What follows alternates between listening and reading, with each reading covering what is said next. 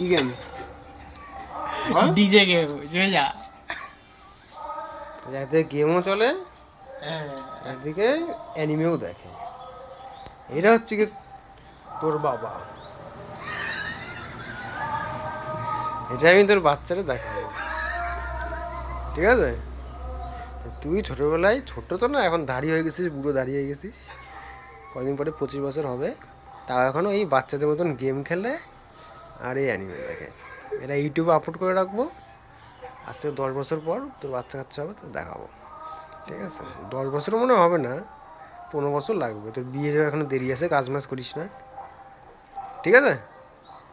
ঠিক আছে।